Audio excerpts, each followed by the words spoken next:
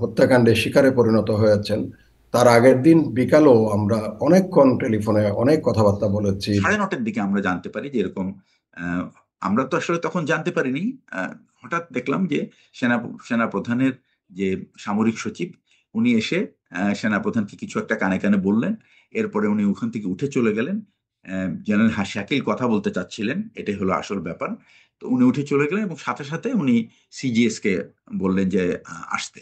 তো সিজিএস যখন জেনারেল সিনা ইবনে জামালি উনি যখন উঠে যাচ্ছিলেন তখন উনি আমাকেও ইশারা করলেন। এবং যেতে যেতে আমরা রাস্তায় মানে মিটিং রুম থেকে সেনাপ্রধানের অফিস পর্যন্ত যেতে খুব সম্ভবত 2 থেকে 2.5 মিনিট লাগে। এর মধ্যেই কিন্তু আমার কাছে ফোন আসা শুরু করেছে যে এরকম বিডিআর সদর দপ্তরে কোনো একটা ঝামেলা হচ্ছে এবং তারা এটাকে আহ, তারাও ঠিক বুঝতে পারছে না, এক ধরনের বিদ্রোহ বা সৈনিকরা বিশৃঙ্খলা এবং এই ধরনের মেসেজটা।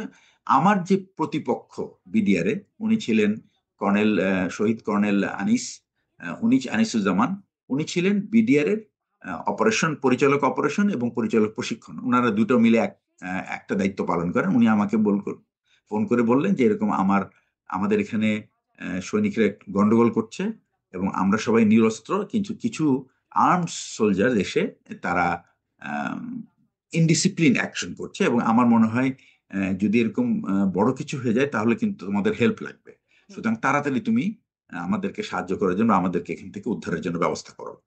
জেনারেল শাকিল নিশ্চয়ই ওনাকে বলেছেন উই আর ইন ডেঞ্জার। উনি মাননীয় প্রধানমন্ত্রীকে সেই কথা বলতে পারবেন না যেটা উনার সেনাপ্রধানকে বলতে পারবেন। সেনাপ্রধানের সাথে উনার, আমি যতটুকু জানি, তারা 111-এর সময় অত্যন্ত একেবারে কাছে থেকে একসাথে একটা এন্টিটি হিসেবে তারা কাজ করেছেন। সেই সম্পর্ক এবং আরো একটা জিনিস এখানে আছে, ডিফেন্স সার্ভিসেস কমান্ড স্টাফ কলেজে জেনারেল শাকিলও আপনি ইনস্ট্রাক্টর ছিলেন, ডিএস ছিলেন, এবং সেখানে জেনারেল মঈন কিন্তু এসআই ছিলেন, সিনিয়র ইনস্ট্রাক্টর ছিলেন। একই সাথে একই, তাদের সম্পর্ক কিন্তু একদিনের না, তাদের অনেক দিনের দীর্ঘ সম্পর্ক আছে। সেই সম্পর্কের বলে জেনারেল শাকিলের সাথে উনি time to time he could contact, এবং অবস্থা বুঝে উনি সিদ্ধান্ত নিতে পারতেন। কিন্তু জেনারেল শাকিল যখন সেনাপ্রধানকে এটা বললেন, বলার পরপরই উনি সেনাপ্রধান কি করলেন, উনি সাথে সাথেই এই 46 পদাতিক ব্রিগেডের যে কমান্ডার ব্রিগেডের হাকিম তাকে উনি ফোন করলেন। ওনারা ফোনে দুজনে সেল ফোনে কথা বলছেন। আমি শুনছি সেনাপ্রধান কি উত্তর দিচ্ছে এবং আমি আর যে 45 ব্রিগেডের যে কমান্ডার উনি কি বলছেন এটা কিন্তু আমি বুঝতে পারছি না, কিন্তু সেনাপ্রধানের কথা আমি শুনতে পাচ্ছি। সেনাপ্রধান যেটা বলছেন যে তুমি বিডিআর পিলখানায় হয়তো কিছু সৈনিক গন্ডগোল করছে, তুমি গিয়ে দেখো সেখানে কি হচ্ছে। আহ, এই ছিল তার মানে কথা। কিন্তু আমরা যখন ফোন আমাদের কাছে আসা শুরু করেছে বিভিন্ন লেভেল থেকে, আমাদের সহকর্মী যারা আছে সেখানে তারা ফোন করেছে, ডাইরেক্টর অপারেশন ফোন করেছে এবং আরো 2-1 জন ফোন করছে, তখন আমরা বুঝতে পারছি যে এটা অ্যাকচুয়ালি এটা অত খুব একটা সাধারণ বিষয় না। এটার মধ্যে অন্য কিছু আছে। খুব মনোযোগ দিয়ে জেনারেল শাকিলের সাথে কনভারসেশন বিটুইন দা তৎকালীন অনারেবল প্রাইম মিনিস্টার এবং জেনারেল শাকিলের মধ্যে যে কথোপকথন হচ্ছে সেটা খুব মনোযোগ দিয়ে শুনেছি। উনি বলছিলেন যে আপনার সরকারকে অপদস্থ করার জন্য বা ব্যতিব্রস্ত করার জন্য, একটা বিপদগ্রস্ত করার জন্য এরা চেষ্টা করে যাচ্ছে, মরিয়া হয়ে যাচ্ছে। তারা যেসব দাবি দাওয়া করছে বিডিআর এর সৈনিকরা, সেখানে একবারও উচ্চারিত হয় নাই অন্য কোনো দেশের সৈন্য এখানে ইনভলভ হয়েছে বা জড়িত হয়েছে, বিদেশি কোনো শক্তি এসছে। এটা কারো কাছ থেকে আমার শোনার কোনো কিন্তু অবকাশ হয় নাই। বা জেনারেল শাকিলও সেই মুহূর্তে হয়তো উনি অন গ্রাউন্ডে ছিলেন, ঘেরাও অবস্থায় ছিলেন। উনি বলছিলেন আমাদের ঘেরাও করে রেখেছে, আমরা সাহস হারাই নাই। এক্স্যাক্টলি এই কথাটা বলছিলেন, হারাই নাই। সেখানে তৎকালীন প্রধানমন্ত্রী আশ্বস্ত করছিলেন যে এখানে আমরা র্যাব যাচ্ছে, সেনাবাহিনী যাচ্ছে, আমি হেলিকপ্টার পাঠানোর জন্য চেষ্টা করে দেখছি এটা কিভাবে কি করা যায়। তো তারপরে জেনারেল শাকিল বলছে একটু তাড়াতাড়ি এটা করার জন্য, এবং ওনারা কেউ সাহস হারান নাই, ওনারা তখন ঐক্যবদ্ধ সেখানে আছেন। বা জেনারেল ওয়াকারও পরবর্তীতে কখনো, যেহেতু অন গ্রাউন্ড তারা ছিলেন ওখানে, বা অন্যান্য যারা ছিলেন, আহ, যারা র্যাবের অনেকেই অনেক বক্তব্য দিয়েছেন জনসমক্ষে যে কি হয়েছে, সেনাবাহিনী সেখানে হস্তক্ষেপ করতে পারে নাই। র্যাবের তৎকালীন যে কমান্ডিং অফিসার ছিলেন তারও একটা বক্তব্য শোনার সুযোগ আমার হয়েছে, যে সেখানে বলেছেন যে আমরা গেইটে আছি, আমরা এই গেইটে আমাদের অনুমোদন, প্রবেশ করার যে অনুমোদন, সেটা আমরা পাচ্ছি না, সময় ক্ষেপণ করা হয়েছে। এবং সেটার জন্য অনেকেই সেনাপ্রধানকে দায়ী করেছেন, যে সেনাপ্রধান সেখানে যদি তৎকালীন যমুনাতে ছিলেন, তারা সবাই বৈঠক করছিলেন, সেখানে সেনাপ্রধান ছিলেন, তৎকালীন অ্যাডজুটেন্ট জেনারেল ছিলেন, বা অন্যান্য যারা ছিলেন, পুলিশের আইজি সবাই ছিলেন, তারা সেখানে সময় ক্ষেপণ করেছেন। এটা একটা আহ, অভিযোগ ছিল, বা একটা যেটা হচ্ছে সময় ক্ষেপণ হয়েছে বলে এই কথাটা উঠে আসছে। সেখানে তারা অপারেশন পরিচালনা করতে পারে নাই। পরবর্তীতে হয়তো সেটা সেই ধরনের, যেটা এখানে হয়তো অনেক ধরনের ভুলভ্রান্তি হয়তো মিলিটারি সামরিক দিক থেকে হয়তো থাকতে পারে সেখানে। জেনারেল শাকিল যখন তৎকালীন প্রধানমন্ত্রীর সাথে কথা বলছিলেন যে আপনার সরকারকে অপদস্থ করার জন্য, সেই মুহূর্তে তো তার কাছে ইনফরমেশনও থাকবার কথা না যেটি আসলে সরকারকে অপদস্থ করার জন্য হচ্ছে, রয়ের এজেন্টরা আসছে নাকি, মানে রয়ের কিলিং গ্রুপ আসছে নাকি। কারণ যদি থাকতো এই তথ্য, তাহলে তো তিনি আগেই কিছু প্রতিরোধমূলক ব্যবস্থা নিতেন, তাই নয় কি? না, কারণ সেখানে আহ, যিনি গোয়েন্দা তৎকালীন বিডিআরের যে, বা বর্তমানে বিজিবির যিনি গোয়েন্দা দেখতেন, বিষয় আসে দেখছেন, উনি ওনার কাছে উনি একটা লিফলেট পেয়েছিলেন, এবং সেটা আমরাও শুনেছি, লিফলেট বিতরণ করেছে বিডিআরের তৎকালীন বিডিআরের সৈনিকরা। তারা একটা তাদের বিভিন্ন দাবি দাওয়া নিয়ে একটা লিফলেট তারা ছেড়েছে। ওই লিফলেটটা নিয়ে উনি যতটুকু জানি যেন শাকিলের কাছে গিয়েছিলেন এটা নিয়ে। এটা পরবর্তীতে শোনা কথা। আর ওনার কথা ছিল যে যারা প্রফেশনাল ওরা কম্প্রোমাইজ করবে না, কারণ সে তার জীবনের অনেক দূর যাওয়া তো লক্ষ্যমাত্রা, সে কোনো ধরনের ডেভিয়েশনে যাবে না, কোনো ধরনের কম্প্রোমাইজ করবে না হুম। অন্যায়ের সাথে, দুর্নীতির সাথে। সুতরাং এদের এনে এখানে সমাবেশটা ঘটিয়েছিল।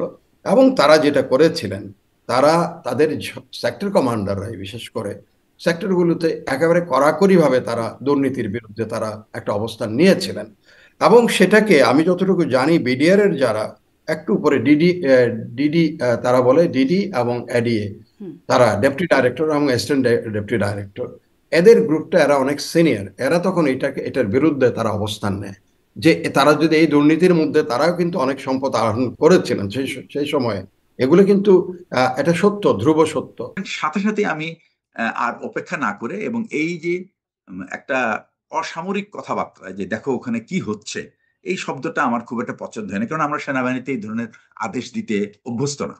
আমাদের আদেশ আমরা খুব স্পষ্টভাবে দেই। সাধারণত কাউকে যদি কোনো দায়িত্ব দিতে হয়, তাহলে তার প্রথমে তার কাজটা কি, পরিস্থিতিটা উম, বর্ণনা করে তার কাজ কি হবে, যেটাকে আমরা টাস্ক বলি বা মিশন বলি, এবং সেই সাথে কাদেরকে নিয়ে তিনি এই মিশনটা অ্যাকমপ্লিশ করবেন, এটা আমরা তাহলে তাদেরকে এই বলি। দেখো সেখানে কি হচ্ছে, এটার মানে কি? মানে এটা এটা বলে কি হলো? এটা তিনি গিয়ে কি অ্যাকচুয়ালি করলেন? আমার কাছে এটা এই ইট ওয়াজ কমপ্লিটলি এ মেস, মানে এই ভাষাটাই ঠিক হয় নাই আর কি।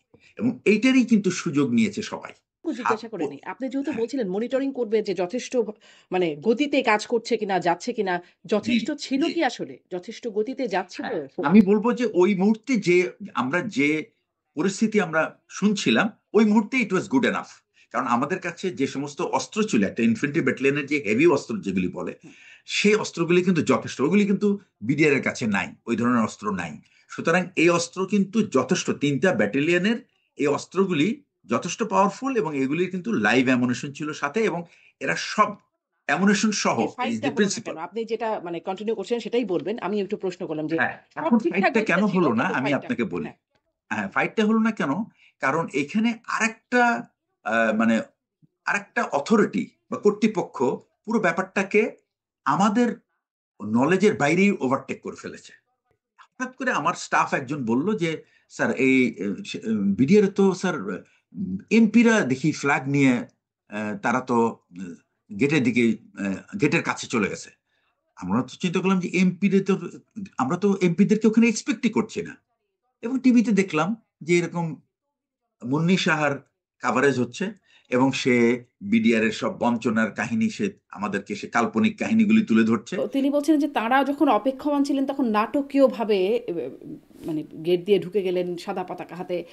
মির্জা আজম, জাহাঙ্গীর কবির নানক সহ কয়েকজন নেতা, এরকম রাজনৈতিক নেতারা, তারা নাটক এটা ওটা একটা হচ্ছে, ওটা হচ্ছে রাজনৈতিক দিক। ওটা হচ্ছে, এটা দুটা বিষয় আছে এখানে, সামরিক দিক, একটা হচ্ছে রাজনৈতিক দিক। রাজনীতিবিদরা রাজনীতির দিক থেকে কি করছে না করছে সেটার থেকে আমি আমার রাজনীতিবিদ ওখানে বিপদে পড়ে নাই তখন কিন্তু। আপনি বিডিআর পিলখানার ভিতরে তখন সেনা, এই যে 57 জন সেনা কর্মকর্তা, এখানে একটা হচ্ছে রাজনৈতিক দিক, একটা সামরিক দিক। আমি সামরিক দিকটাকে বেশি করব, রাজনৈতিক দিক যেহেতু আমাদের এখানে ওরা কি করেছে, রাজনীতি কে গেছে, কি ফ্ল্যাগ নিয়েছে, কি না করেছে, ওসব that is not a matter. When my brother officer was in danger, তাদের লাইফ, তাদের জীবন, এমন না যে তাদেরকে জেলে নেওয়া হচ্ছে সেটাও না, তাদেরকে ধরা হচ্ছে, অ্যারেস্ট করতে হচ্ছে সেটা না, দে ওয়ার ইন দা, তাদের জীবনের ঝুঁকি, জীবনটা তাদের নিয়ে নিচ্ছে। সেই মুহূর্তে আমি আমার দায়িত্ব পালন করতে, যারা যেসব সামরিক কর্মকর্তারা ব্যর্থ হয়েছেন, each and every one should be taken into the cognizance and to be the accountable to the justice. সমস্যা ছিল যে এই বিদ্রোহ অন্য কেউ জানার আগে কিভাবে দুইজন মানে মেম্বার অফ পার্লামেন্ট জানলো, that is a very surprising thing, because বিদ্রোহ হচ্ছে ভিতরে, আমরা জানছি। আই এম শিওর ও ভিতরের কোনো অফিসার কোনো এমপি কে বলে নাই যে আমরা বিদ্রোহের মধ্যে পড়ছি, আপনি আসেন আমাদেরকে হেল্প করেন। কিন্তু তারা এর মধ্যে সেনা প্রধানের সাথে তৎকালীন প্রধানমন্ত্রীর কথাবার্তা এগুলো হচ্ছিল না, মানে হ্যাঁ এভাবে কি? হচ্ছিল, তো এভাবে সবই কি জানতে হচ্ছিল। পারেন না মানে এমপিরা? কারণ আমি না, তৎকালীন সেনাপ্রধান মইনু আহমেদের একটা ভাষ্য দেখছিলাম, এর প্রসঙ্গে তিনি বলেছেন, বেশ 28 মিনিটের মতো লম্বা একটা বক্তব্য তিনি দিয়েছেন, যে তখন কি হয়েছিল সেই বিষয়ে তিনি বলছিলেন যে তার সাথে তখন তৎকালীন প্রধানমন্ত্রীর কথা হচ্ছিল, তাকে ডেকেও নেওয়া হয়েছিল, এই বিষয়ে হ্যাঁ, এটা তো পরের ব্যাপার, আমি আপনাকে বলি। আচ্ছা, প্রধানমন্ত্রী, আমি তার আগে আরেকটা কথা বলি, সেটা হচ্ছে যে মিলিটারি ফোর্স তাদের কিন্তু we are driven by our law, member কি বলে manual of Bangladesh army law, MBL যেটাকে বলে। সেখানে কিন্তু এমবিএমএল এর 25 নম্বর ধারায় আমরা we are empowered to take action against any unarmed or armed civilian, unarmed বা যদি কেউ থ্রেটে, তার জীবন যদি হুমকির সম্মুখীন হয়, কিন্তু তাকে কিন্তু আমাদের কিন্তু এটার জন্য কোনো অর্ডার প্রয়োজন নাই। আমরা কিন্তু এই ধারার অধীনেই কিন্তু আমরা আমি মানে যে থ্রেট, তার থ্রেটের এগেনস্টে আমি কিন্তু আই ক্যান টেক অ্যাকশন নাই। সুতরাং যখনই আমি কোনো অ্যাকশনে যাব, সেটা অপারেশনাল হোক আর নন অপারেশনাল হোক, প্রত্যেকটা সোলজার কিন্তু will carry the weapon and he will carry the first line ammunition. এই পলিসিটা আছে, এই যে নীতিমালা, এটা কিন্তু পরিষ্কার।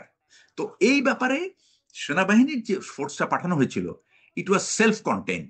এদের হাতে যা ছিল, অস্ত্র সরঞ্জাম, গোলা বারুদ যথেষ্ট ছিল বিডিআর বিদ্রোহকে, বা যদি বিদ্রোহ হয়েই থাকে সেটাকে দমন করা বা সেটাকে নিরস্ত্র করা।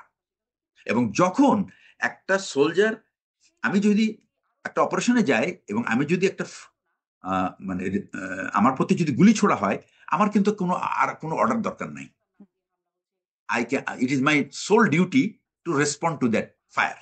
শেখ হাসিনা বা তৎকালীন প্রধানমন্ত্রীর গ্রিন সিগন্যাল ছিল, এই বিষয়ে কি পরবর্তীতে মানে আপনি কি এই বিষয়ে কনভিন্স হতে পেরেছেন, বা আপনার সাথে যারা কাজ করছেন, আপনার ফেলো কলিগ যারা আছেন? না, এটা এটা একটা জিনিস আমি বলি সেখানে, এটা হচ্ছে আমি আমার আমার একেবারে ব্যক্তিগত একটা অবস্থান থেকে, এটা একজন বলবো যে স্বাধীন মতামত একজন নাগরিকের, সেখান থেকে তখন সরকার কিন্তু গঠিত হয়েছে কয়েক মাস মাত্র। সেখানে যদি আমরা সাধারণ বিবেচনায় নেই, একটা সরকার যেমন জেনারেল শাকিলের বয়ান যেটা, সেটাও বলি যে আপনার সরকারকে দুর্নাম বা বিব্রত অপদস্থ, করার হ্যাঁ। জন্য অপদস্থ, সেটাই আমরা ধরে নিতে পারি। একটা সরকার যখন অবস্থান গ্রহণ করে বা সরকার যখন দায়িত্ব গ্রহণ করে, তখন সেই সরকার নিজেকে একটা এমন কঠিন পরিস্থিতিতে ফেলে দেওয়ার জন্য যে উৎসাহী হবে 2-3 মাসের ভিতরে, এটা কিন্তু সাধারণ জ্ঞান কখনো এটাকে উৎসাহিত করে না, বা কিন্তু এটাকে তাহলে তাহলে নেওয়ার মতো। হ্যাঁ, হ্যাঁ, কিন্তু জি। তাহলে ধরুন সেই ফোনালাপের মধ্যেই তৎকালীন প্রধানমন্ত্রী বলছিলেন যে, যখন জেনারেল শাকিল আবেদন করছিলেন যে একটু দ্রুত পাঠালে ভালো হয়, কিন্তু র্যাব যাবে, সেনাবাহিনী যাবে, 3 দিক থেকে যাবে, হেলিকপ্টার পাঠানো হচ্ছে, এই আশ্বস্ত করছিলেন তৎকালীন প্রধানমন্ত্রী, কিন্তু গেল না কেন? অনেকেই বলেছেন যখন তার অফিসাররা বিপদগ্রস্ত, তখন সে কারো মুখাপেক্ষী, সেখানে তার অন্যের আদেশ নেওয়ার মুখাপেক্ষী থাকার কোনো প্রয়োজন ছিল না। এবং সেখানে অনেকেই এই কথাটাও বলেছেন যে সেখানে সেনাপ্রধান, তৎকালীন সেনাপ্রধান এই সময়টা কিল করে, সময়টা নষ্ট করে, অফিসারদের বিপদের মুখে রেখে উনি আলোচনা কিসের? উনি তখন ওনার যেটা গিভেন রেসপন্সিবিলিটি, সেটার মাধ্যমে উনি হস্তক্ষেপ করতে পারতেন। কিন্তু সেই এটা হচ্ছে, আমি বলবো যে এটা কমান্ড ফেলিওর। যে আদেশ ছাড়াই তো স্বয়ংক্রিয়ভাবেই বা সেনাবাহিনীর সিদ্ধান্তেই সেই 46 পদাতিক হ্যাঁ চলে গেছে, গেল। কিন্তু হ্যাঁ, সেনাবাহিনী যাওয়ার পর থেকেই সেনাবাহিনীকে এক ধরনের, যারা ফিল্ডে ছিল, যাদেরকে অপারেশনের জন্য পাঠানো হয়েছিল, তারা এক ধরনের, তাদেরকে ডিসকারেজ করা হচ্ছিল। That is very doubtful. এটা কেন করা হচ্ছিল এবং এইটার দায়িত্ব ছিল, এই যারা ডিসকারেজ করা হচ্ছিল, এটা যদি সেনাবাহিনী প্রধান জেনে থাকে তাহলে এটা ডিসকারেজ কে তার দায়িত্ব করছিলেন? ছিল। ওই যে এমপিরা গিয়ে বলছে না আপনারা যাবেন না, আগে আমরা যাচ্ছি, কথা বলছি। আচ্ছা, আচ্ছা, হ্যাঁ। তো এখন মনে করেন যে মির্জা আজম আর হচ্ছে যে ওই জাহাঙ্গীর কবির নানক, তাদেরকে তো সবাই চেনে যে ওনারা মেম্বার অফ পার্লামেন্ট, আর আওয়ামী লীগ সরকার মাত্র আসছে ক্ষমতায়, এবং তারা মানে কোনো কিছু জানার আগেই, আমরা কোনো কিছু জানার আগে সেনাবাহিনী প্রধান তো পরে গেছে, মির্জা আজম সাহেব তো প্রথমেই, আমরা আমাদের সেনাবাহিনীও পৌঁছেছে, মির্জা আজম সাহেবও পৌঁছে গেছে। এটাই খুব সারপ্রাইজিং। প্রধানমন্ত্রীকে কে জানাবে? প্রধানমন্ত্রীকে তো জানাবে প্রধানমন্ত্রীর স্টাফরা। হ্যাঁ, আমি ধরে নিলাম যে জেনারেল শাকিল জানিয়েছে, তো জেনারেল শাকিল জানাইলে প্রধানমন্ত্রীর কাজ তো মির্জা আজমকে পাঠায় নেগোশিয়েট করে না। তো মির্জা আজম তো আর অস্ত্র ক্যারি করছে না, আর সে কি নেগোশিয়েট করবে? সে তো একটা সিভিলিয়ান মানুষ, সে কি একটা অস্ত্রের মোকাবেলা করতে পারবে? মির্জা আজমকে যদি মেরে দিত ওইখানে দুইটা সৈনিক, তাহলে কি হতো? হুম। ওনারা কি কনফিডেন্সে গেল যে তাদেরকে মারবে না?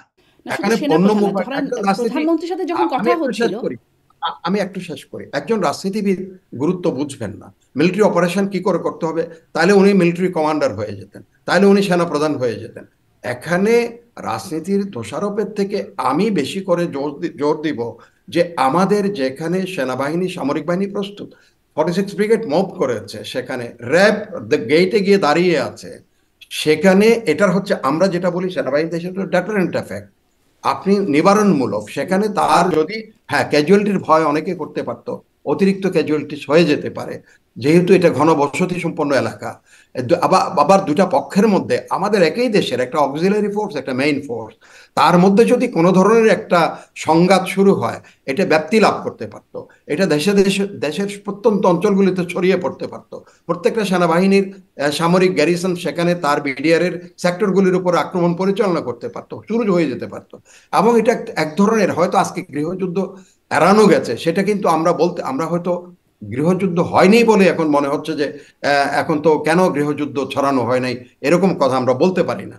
হয়তো সেটা থেকে আমরা পরিত্রাণ পেয়েছি, বাট এটার একটা সম্ভাবনা রাজনৈতিক দৃষ্টিভঙ্গি হয়তো সেসব দৃষ্টিকোণকে মানে বিবেচনা আপনার কি করবে। মনে হয় যে বাট গৃহযুদ্ধ এড়াতেই মানে রাজনৈতিক নেতাদেরকে পাঠানো, সেনা আমা- আমার কর্মকর্তাদেরকে আম- আমি আমি আমি আ- আমি সেটা সেটা বলছি, রাজনৈতিক বিবেচনা হয়তো গৃহযুদ্ধ বা অতিরিক্ত জনসংখ্যা, ঢাকা শহরের যে ঘনত্ব, যে ঘনবসতি, সেটাকে বিবেচনায় তারা নিতে পারে, হয়তো তারা নিতে পারেন, এটা তারা বলবেন তাদের বক্তব্যের মধ্যে, তারা কি কি কিন্তু জিনিসগুলো তারা সেনাবাহিনী তো নিয়েছে। সেরকমই ট্রেন্ড না যে মানে সিভিলিয়ানদের ক্যাজুয়ালিটি না করে কিভাবে না না ব্যবস্থাপনা না না করতে না হয়। না, আমি আপনাকে বলি, এখানে সেই ট্রেন না, এখানে যদি কোলাটারাল ড্যামেজ বলে একটা জিনিস আছে, কোলাটারাল ড্যামেজ।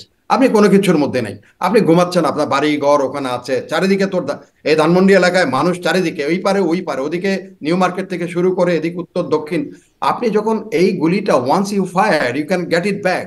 আপনি যখন এটা দিয়ে, আর এটা কোনো ক্ষুদ্রাস্ত্র দিয়ে কাজ না, এখন যখন তাদেরও যত প্রতিপক্ষেরও যখন আপনার এই যে আর বলতেছি, যেখানে মেশিন গান আছে, তার ওখানে মর্টার আছে, সে যখন আপনি তার উপর আক্রমণ পরিচালনা করবেন, সে তখন তাকে মরিয়া হয়ে তাকে তার পক্ষটাতে, তাকে তার অবস্থানটাকে সে সংহত করার জন্য সে চেষ্টা করবে হয়তো, অথবা তারা পালিয়েও যেতে পারতো হুম। হয়তো। তারা রিগ্রেসিভ যখন ট্যাঙ্ক দেখলে, বা উপর থেকে হেলিকপ্টার গানশিপ গুলো দেখলে, বা এ ধরনের একটা থেকে জিনিস থেকে তারা হয়তো পালিয়ে যেতে পারতো, এটা হতে পারত। অথবা ওর স্টোর যেটা হতো, সেটা হচ্ছে পারস্পরিক মুখোমুখি হয়ে দুপক্ষের মধ্যে একটা যুদ্ধ শুরু হতে পারত। ক্যাজুয়ালিটি হয়তো তখন এখন অনেক বেশি হতে পারত, শয়ে শয়ে হতে পারত, সাধারণ মানুষরা তার শিকারে পরিণত হতো। কারণ সাধারণ মানুষদের আপনি ওয়ার্নিং দেন নাই যে আপনারা সরে যান, আমরা যুদ্ধ শুরু করছি, আপনারা সরে যান, আমরা গোলাগুলি শুরু করব। ওই অঞ্চলের কিন্তু কোনো মানুষকে তখন কিন্তু সরানো হয় নাই। যারা ব্যক্তিগত উদ্যোগে চলে গেছে তারা হয়তো চলে গেছে, হয়তো রাজনৈতিক বিবেচনায় হয়তো থাকবে তার ক্যাজুয়ালিটিকে কমানো, বা ক্যাজুয়ালিটি না হওয়া, না দেখা, বা তারা ভিতরের গুরুত্ব বোঝার কথা না। ওনার কিন্তু সেটা অপেক্ষায় কমান্ড ফেলিওর বুঝলাম, কিন্তু একদম সুপেরিয়র কমান্ড মানে প্রধানমন্ত্রী তিনি তো বললেন যে পাঠাচ্ছি, মানে 3 দিক থেকে উনি পাঠাচ্ছি।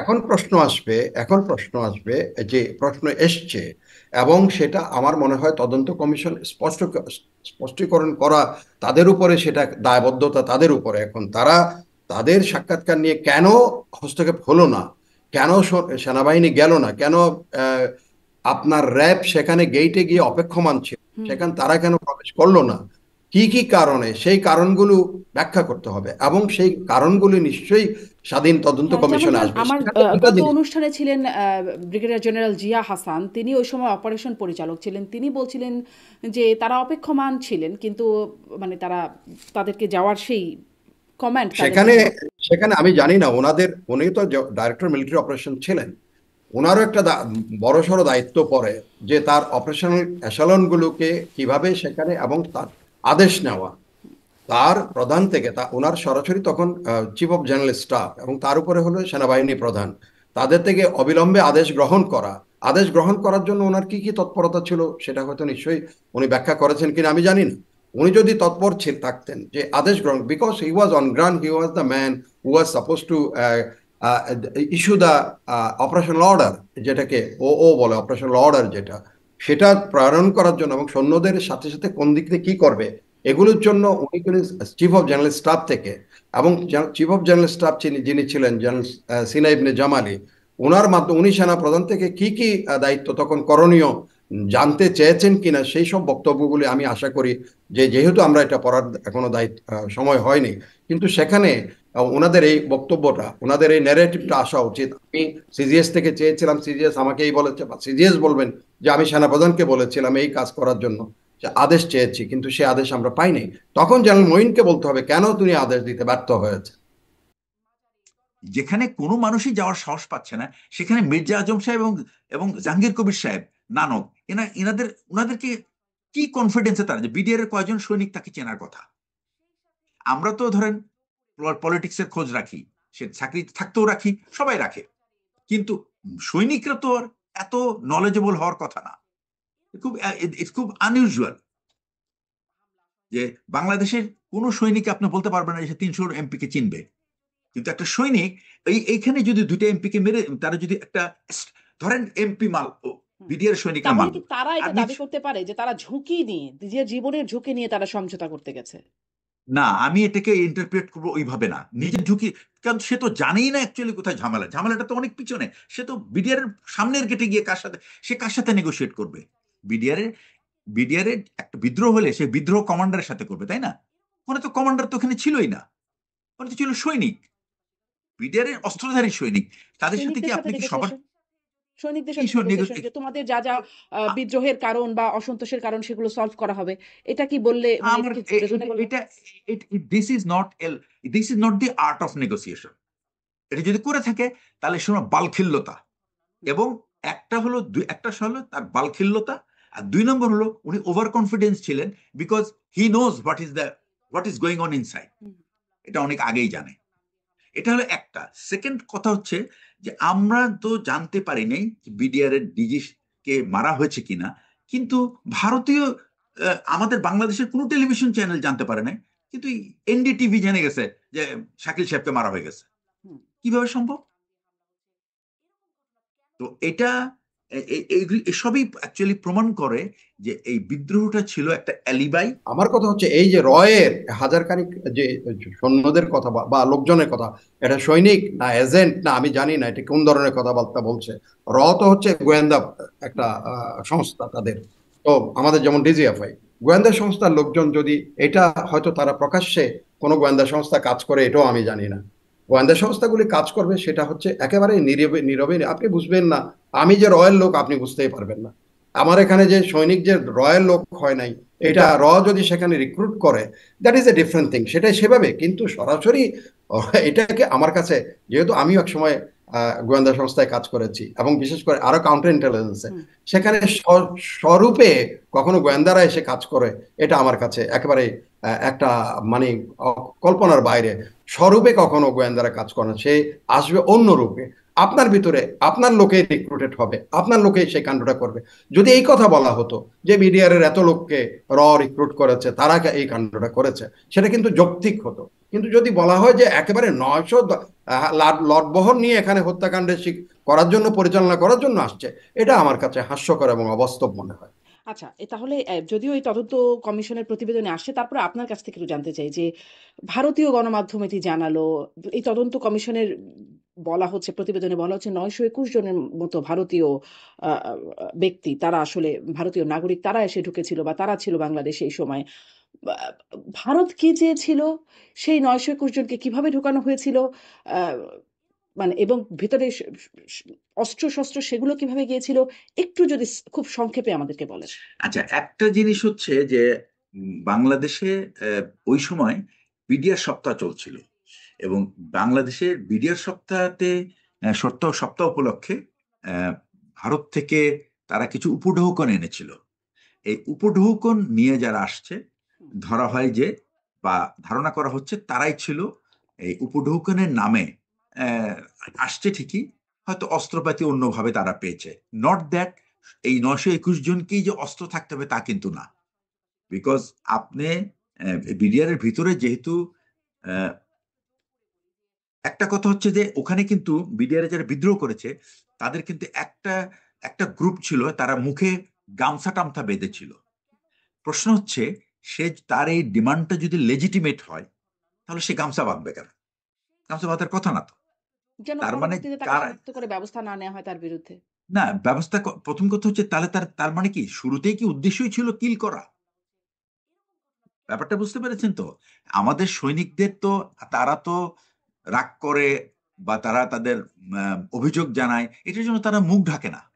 তাহলে কি আপনি যেটা মনে করেন যে তারা বিডিআর সদস্য ছিলেন না, যারা আসলে হত্যাকাণ্ডে না, ছিলেন? আমি 200% sure that they were not BDS soldiers. অন্য মেরে ফেলা, আপনি যদি 900 যদি তার এজেন্ট প্রবেশ করে আপনার অনুষ্ঠানের বা ইয়েদের জেনারেল জিয়ার ভাষ্য অনুযায়ী যদি ঢুকে থাকে, তো 900 লোক যখন গুলি করা শুরু হয় ওখানে 2000 বিডিআর সব সময় সৈন্য মানে একবার শুয়ে দেওয়া তো কিছু না। 5 জন লোকের কাছে যদি অটোমেটিক ওয়েপন থেকে 5 জনেই এনা 500 করে হত্যাকাণ্ড শিকারে পরিণত করার জন্য। হুম। দে আর সো ট্রেন। ও এমন ট্রেন লোক আসবে এখানে, কি লাল্লু পাঞ্জুকে তো পাঠায় নাই এখানে কোনো, কিন্তু এখন শার্প শুটারদের পাঠিয়ে যদি পাঠায়, যদি এই কথা যদি এটা এস্টাবলিশ হয়, তো সেখানে কিন্তু এই XYZ কতগুলিকে পাঠিয়ে দিবে এখানে। দেবে মাস্ক, তারা মাস্ক ম্যান, তারা হবে শুটার, শার্প শুটার, তারা হবে পয়েন্টসম্যান, তারা প্রত্যেকটা 100 একজনকে কাট করবে বা আরো বেশি করে তারা স্প্রেড করতে পারে। আর সেখানে আপনি এত গোলাগুলির কথা, কই গ্রেনেড তো সার্ভ হয় নাই, তাহলে তো গ্রেনেড বা অন্যান্য আরো বিস্ফোরক দিয়ে তারা উড়িয়ে দিতে পারতো পুরো এলাকাটাতে বিস্ফোরক।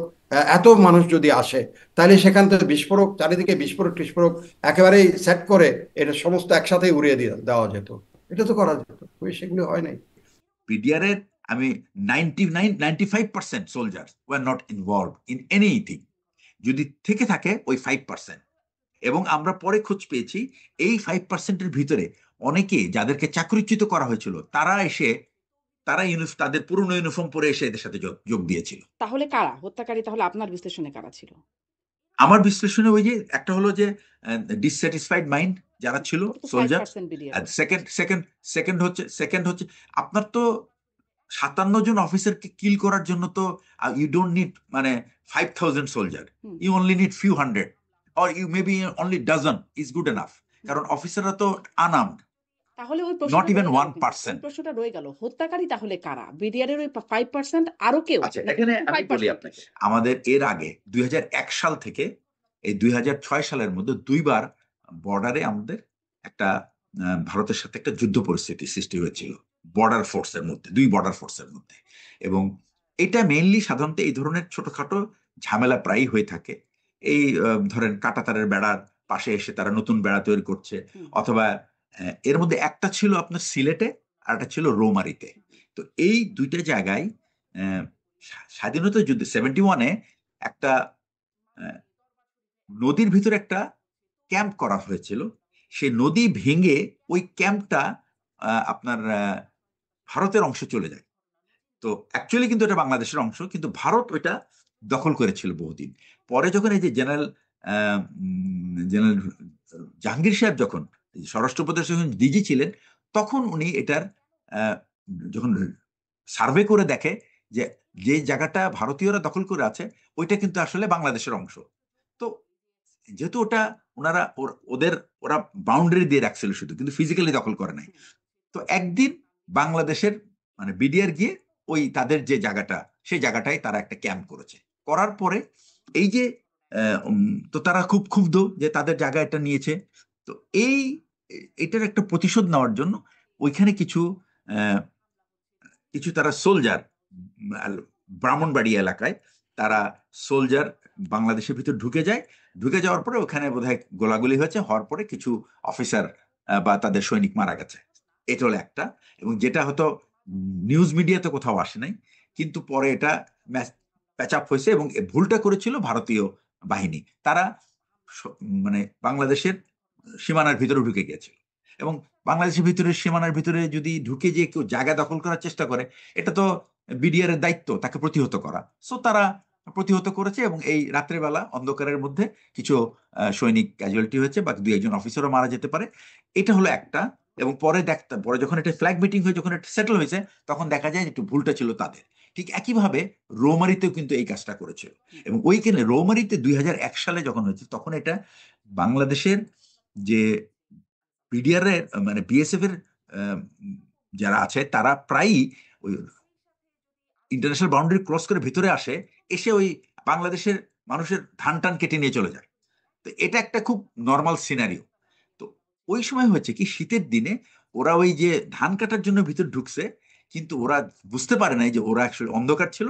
ওরা ঢুকে গেছে বাংলাদেশের অনেক ভিতরে এবং একটা বিডিআর ক্যাম্পের পাশে। এই খবরটা ওই ক্ষেতের জমিতে যারা কাজ করে অনেক ভোরে, তখন তারা টের পেয়েছে যে এরকম ইন্ডিয়ান মানে বিএসএফ ঢুকে হয়েছে ভিতরে।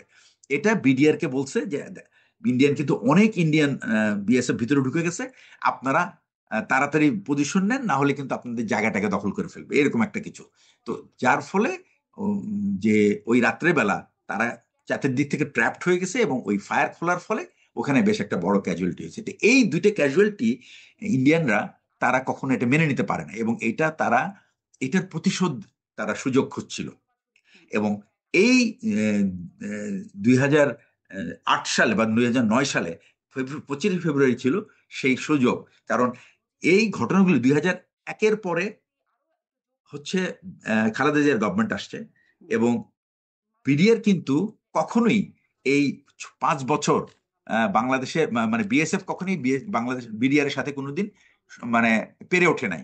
কারণ তখন বিডিআর এর প্রতি বিডিআররা একটা নীতি গ্রহণ করেছিল যে আমাদের এদিকে যদি কোনো সময় ফায়ার করা হয়, আমরা কিন্তু তাদেরকে ফায়ার করব। যার ফলে মানে বিডিআর এবং বিএসএফ তারা একেবারে একে অপরের দিকে, মানে বিডিআর কখনো চোখ নামিয়ে কথা বলে নাই, সোজা কথা। যদি বাংলাদেশের একটা মানুষকে তারা অহেতুক মেরেছে, তো এটার জন্য কিন্তু তাদেরকে তার পাল্টা জবাব দিয়েছে বিডিআর। সেই প্রতিশোধটা বিডিআর এর উপর এতদিন পরে নেওয়ার, এটা অন্যভাবে তো নেই। এবং যারা যেটার জন্য দায়বদ্ধ করা হয় তারা তো সশরীরে তারা জীবন্ত, তারা তো বেঁচে আছে, তাদের উপরে তো এই প্রতিশোধটা হয় নাই। এটা হচ্ছে বিডিআর এ যারা এখানে এরা সদ্য সব যোগদানকৃত ম্যাক্সিমামে বিহেভিয়ারটা এটা প্রতিশোধ নিতে তারা এই কাজটা করলো, মানে ওই দুইটা ঘটনার একটা প্রতিশোধ নিতে তারা করলো। তো প্রতিশোধ নিতে এই 57 জন সেনা কর্মকর্তাকে তারা মানে এটাকে র্যান্ডম মেরে ফেললো নাকি তাদের না, এটা 57 জন সিলেক্ট করে নাই, তারা একটা ম্যাসাকার করে। এটা হলো এটাতে দুইটা জিনিস দেখেন আপনি। একটা হচ্ছে যে প্রথমে বিডিআর কে তাদের মনোবলকে একেবারে পুরো ভেঙে দেওয়া, কারণ এতগুলি অফিসার, এত বড় একটা ইনসিডেন্ট, এবং এই যে অবিশ্বাস যে তৈরি হয়ে গেল যে একটা অথরিটির সাথে সোলজারদের যে একটা ইউনিট, তো অ্যাকচুয়ালি একটা ফোর্স ক্যানট ফাংশন যখন অফিসার এবং সৈনিকের মধ্যে যে মিসট্রাস্ট হয়, তখন এটা ফাংশন করতে পারে না। তো এই যে মিসট্রাস্টটা তৈরি হলো, এই mistrust has damage the entire force and it has weakened them. তো শুধু তাই না, এই অফিসারগুলি কিন্তু গেছে আর্মি থেকে। সো আর্মির একটা বড় অংশের একটা অফিসার, এই যে প্রায় 13-14 জন ফুল কর্নেল, 2 জন ব্রিগেডিয়ার, 1 জন major general, so many lieutenant colonels and majors, এগুলো তো বিরাট অ্যাসেট। হঠাৎ করে এটা খালি হয়ে যাওয়া তো মানে চারটিখানি কথা না, ইটস এ হিউজ লস। যে সমস্ত অফিসারদেরকে টার্গেট করা হয়েছিল তারা বিভিন্নভাবে যেমন ওখানে আমার কয়েকজন কলিগ ছিল যারা র্যাবে ছিল, এবং র্যাবে থাকা অবস্থায় যে জেএমবি, যে বাংলা ভাইয়ের যে একটা উত্থান হয়েছিল, এদেরকে দমন করার জন্য র্যাব একটা খুব সাকসেসফুল ছিল, এবং র্যাবের কয়েকটা অফিসার তারা দিনরাত পরিশ্রম করে এই বাংলা ভাইয়ের বাহিনীটাকে দমন করেছে। তো বাংলা ভাইয়ের যে ব্রাদার ইন ল, এটা হলো মির্জা আজম, সে ছিল বাংলা ভাইয়ের মানে তার বোনের হাজবেন্ড। তো এটা এই প্রতিশোধটা কিন্তু একেবারে পুরো পারিবারিক পর্যায়ে। কিন্তু গুলজার, এই কর্নেল গুলজার, যিনি ছিলেন এই অপারেশনের নেতৃত্ব দিয়েছিলেন এই বাংলা ভাইকে ধরার ব্যাপারে, সারা বাংলাদেশের কিন্তু পুরো অপারেশনটা কিন্তু কন্ডাক্ট করছে গুলজার এমদাদ, দুইটা এমদাদ ছিল, দুইজনই কিন্তু র্যাবে ছিল। এরা মানে খুবই গুরুত্বপূর্ণ ভূমিকা রেখেছিল এই অপারেশনগুলিতে, এবং এরা হয়ে গেছিল এই সমস্ত সন্ত্রাসী এবং বাংলা ভাইদের, মানে যারা আত্মীয় স্বজন, তাদের টার্গেট। মানে মির্জা আজমের নাম আসছে যে তার দুলাভাই বা তার বোন জামাই এরকম কিছু মানে সম্পর্ক শায়ক আব্দুর রহমান বা বাংলা ভাই, দুজনের নামই শুনেছি। একজন বলছেন শায়ক আব্দুর রহমান হচ্ছে তার বোন জামাই, আর একজন বলছেন বাংলা ভাই বা সিদ্দিকুর রহমান তিনি হচ্ছেন বোন জামাই। তাদের শায়ক আব্দুর রহমান, হ্যাঁ, শায়ক আব্দুর রহমান ওনার দুলাভাই। আচ্ছা, দুলাভাই। আচ্ছা, তো তাকে এবং শায়ক আব্দুর রহমান, আমি এটাও বলে রাখি হ্যাঁ, আপনাকে, colonel Gulzar colonel was Gulzar one of the most, আমি বলবো যে ডেডিকেটেড, জীবনটাকে বাজি রেখে এই গুলজার কাজ করেছেন। গুলজার আর আমি একই সাথে, আমরা সিলেটে একই কোর্স করেছি এসআইএনটিতে। গুলজারের মধ্যে যে সততা, তার দৃঢ়তা, কি কোনো প্রতিশোধ, মানে এইটার একটা প্রতিশোধ হিসেবে তাদেরকে টার্গেট করা হয়েছে, গুলজার, কর্নেল গুলজার সাকলাইন, তাদেরকে। সেই গুলজারকে এখন আপনি বলছেন যে মির্জা আজমের বোনের দুলাভাই হচ্ছে শায়ক আব্দুর রহমান। শায়ক আব্দুর রহমানকে নিউট্রালাইজ করার প্রতিশোধ গুলজারের উপর নেওয়া হয়েছে, এই কথাটা যদি, তাইলে তো ওখানে আরো 57 জন অনেক অফিসার ছিল, আর বহু অফিসার ছিল। গুলজার একক না ওখানে, যেমন গোলাম কিবরিয়া মোহাম্মদ। এবং যখন ইন্টারোগেশন শুরু হলো, এই যে এদেরকে মানে বিদ্রোহটা দমনের পরে যখন প্রশ্ন করা শুরু হলো, তখন কিন্তু অফিসাররা বের করতে পেরেছিল যে 4-5টা অফিসার ছিল যারা খুব সিরিয়াসলি, খুব কষ্ট করে এই তথ্যগুলি বের করেছে, যে কারা কারা প্ল্যানিং এ ইনভলভ ছিল। যারা বের করেছিল যে এই শেখ সেলিম, তারপর তাপস, এরা যে মিটিং করেছে বিডিআর এর ভিতরে কোন কোন সৈনিকদের সাথে কিভাবে করেছে, তো এগুলি যখন এই সমস্ত সৈনিকরা যখন এগুলি বলে দিয়েছে, এই সৈনিকদেরকে কিন্তু একেবারে মানে ইন্টারোগেশনের নামে সরিয়ে নিয়ে যেয়ে তারপর কিন্তু এদেরকে মেরে ফেলা হয়েছে, এবং এগুলি কিন্তু আর ফেরত আসে নাই। মনে করেন যে এদের সবাইকে ধরা হয়েছে, সাসপেক্ট ধরে ধরে আমরা ইন্টারোগেশন করেছি, ইন্টারোগেশন করে খবর বের করা হচ্ছে, করার পরে ধরেন এক জায়গায় জমা করা হলো, তারপরে ওখান থেকে বলা হলো যে আরো ইনভেস্টিগেশন করতে হবে বলে সরাই নিয়ে চলে গেল, বাস they have just kill them. তো এভিডেন্সটাই কিন্তু আমার চলে গেল, মানে আমার অপরাধী তো হারালামই, সেই সাথে অপরাধীর সাথে যারা জড়িত ছিল এই সমস্ত সবকিছু কিন্তু আমরা ওই একজনের, এরকম ভাবে কিন্তু অনেক বিডিআর সোলজারদেরকে কিন্তু মেরে ফেলা হয়েছে, এবং এটা খুব ডেলিবারেটলি করা হয়েছে যেন বিডিআর এর যে এই হত্যাকাণ্ডের মূল পরিকল্পনাকারী যারা, তারা যেন কখনোই লোক সম্মুখে যেন না আসে। সাহিত্যিক কাম ফিলোসোফার ব্রেশেট একটা কথা বলেছেন যে those do not know the facts they are fools, and those knows the facts but tell that facts is a lie, then they are criminals. But আমরা আমাদের ছোটকাল থেকে অভ্যস্ত যে সূর্য পূর্ব দিকে উঠে, সূর্য উঠছে না, সূর্য স্থির, আমরাই অস্থির, আমরা ঘোরা, পৃথিবী ঘুরছে। তো যেখানেই হোক আমরা পূর্ব দিকে সূর্য সকালে দেখছি। এখন যদি কেউ বলে যে আমি পশ্চিমও একটা দেখছি, আবার একজন এসে কতদিন পরে বলে যে আমি উত্তরে একটা দেখছি, আবার কিছুদিন পরে আরেকটা কমিশন এসে বলে যে আমি দক্ষিণেও একটা সূর্য দেখছি, তাইলে এখানে প্রতিষ্ঠিত হতে হবে যে কোন সূর্যটা সত্যি। সম্প্রতি সাবেক প্রধানমন্ত্রী শেখ হাসিনা তার বক্তব্য, যে তাকে বিডিআর বিদ্রোহের এই তদন্ত প্রতিবেদন আসার পরে তার একটা ভার্চুয়াল বক্তব্যে তিনি বলছেন যে সেদিন ভোরবেলা